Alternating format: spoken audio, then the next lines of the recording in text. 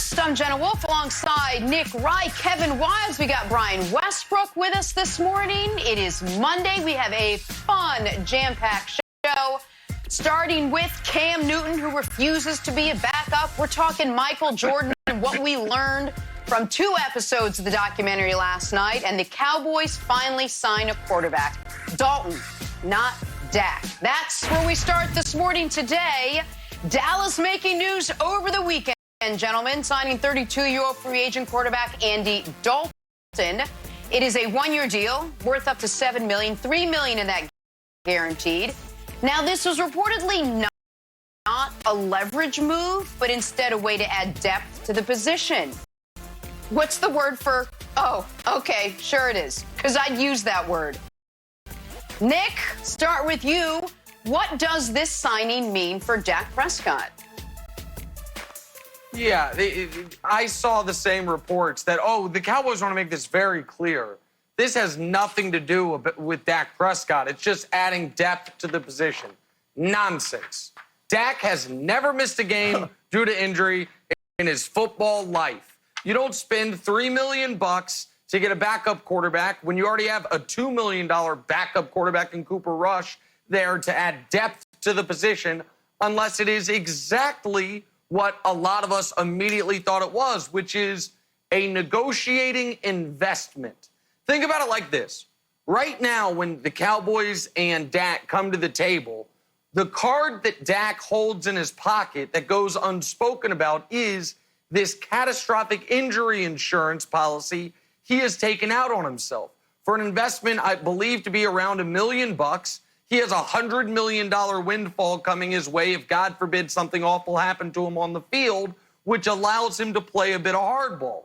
So the Cowboys counter Dak's 7-figure investment with a 7-figure investment of their own named Andy Dalton, saying, okay, we're also going to come to the negotiating table with an insurance policy. He's a former Pro Bowl quarterback who actually, his first 4 years in the league, amazingly won more games than you did, Dak, in your first 4 years in the league. And he's just there.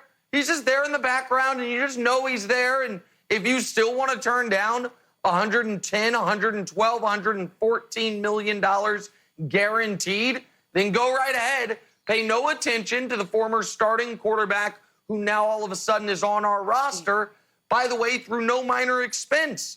Wild's $3 million guaranteed doesn't sound like a lot, but when you consider the Cowboys' entire quarterback room last year cost $2.8 million, and now you're spending $3 million on a third quarterback, the cap dollars eventually do add up. So, Wilds, I look at this as a negotiating investment by the Dallas Cowboys. Yeah, I think you're right, Nick. I'm looking at it as nightmare insurance. Like, the nightmare is the 2015 season. The Cowboys start the season 2-0. Romo gets hurt. They go 2-12 the rest of the way. Romo comes back, wins a game against the Dolphins. He goes 3-1. Castle, former Patriot great, he gets 1 win because he was on the Patriots. He goes 1-6. Great. Brandon Weeden goes 0-3, and Kellen Moore goes 0-2. Now, Dak comes in the next year, like you said. The guy's never missed a game. All of a sudden, most consecutive starts, active quarterbacks. It's Rivers, Wilson, Dak, the great Tom Brady, and Derek Carr, and Dak's only 26. So I don't think they want Andy Dalton to take a snap this year, and he probably won't. But just in case he does, the Cowboys are making sure that next year isn't a repeat of the 2015 nightmare season. Brian, do you look at this from a different perspective? You played the game. Do you think this was a leverage move by the Cowboys? You know, I do look at it at a bit of a different perspective. And to me, there's no better insurance policy for teams that are trying to win right now than a veteran quarterback, a guy that can go in, doesn't need a bunch of reps, and can play right away and help your team win right now. We had back in the day, even though Donovan McNabb was healthy and playing well, we brought in Jeff Garcia because Andy knew him. He knew that he didn't need a bunch of reps and that when he had an opportunity, he was going to step in, be able to lead the football team. And I think, to me, this is the same play for the Dallas Cowboys. Just in case Dak says, you know what, I don't want to play for $33 million. Now they have an opportunity to bring in a guy that can help them win right now because their team is built to win right now. But here's the thing. If you're Dak Prescott, Andy Dalton, in my mind, doesn't mean very much because the only reason Andy Dalton steps on that field is, one, if I get injured or I decide I don't want to accept $33 million of Jerry Jones money and go out there and play football. So to me, if I'm Dak Prescott coming off my career best season, this move doesn't mean very much unless I'm saying I don't want to play, because Andy Dalton will be on the bench until Dak, especially if he signs his contract, until Dak doesn't want to play any longer. So to me, it doesn't really move the needle if I'm Dak. But it also shows me this, that in sports, and it's a reminder, in sports, the biggest fear is injury. I signed a contract a little bit earlier and probably a little less money because I wanted to take the factor of injury out of the equation. The same type of thing happened to Scottie Pippen in the Last Dance documentary. He signed a 7-year, $18 million contract because he didn't want to have to worry about the injury. He wanted to take care of his family. This is the difference between Dak. Dak went out there last year and played through that opportunity, played through that risk, and said, I'm just going to go out there and I'm either going to be franchised or I'm going to be a free agent. And once you play through that risk, there's no changing that mindset. There's no change in my thought that I'm willing to play through anything, whether they bring in someone else, whether they stall out on my contract. I was willing to play through the hardest thing in sports, and that was the fear of injury. Dak played through that. So any deal after that, especially with Andy Dalton or any other quarterback, Teddy Bridgewater, if they would have brought him in, Cam Newton, if they would have brought him in, that wouldn't have changed my philosophy because I'm coming off the best year of football that I've played in the NFL, and I've already played through that fear of the injury. All right, so Brian doesn't think this affects Dak Prescott. Nick, what do you think? How should Dak Prescott feel? Well, listen, I don't know Dak, but if I were advising him, I would have to have a very honest conversation with him that this is not about 2020. Either they get Dak signed, or if they don't, he's going to play for the franchise tag of a shade over $31 million. This is about a negotiating tool if we are talking about Dak's contract 10 months from now.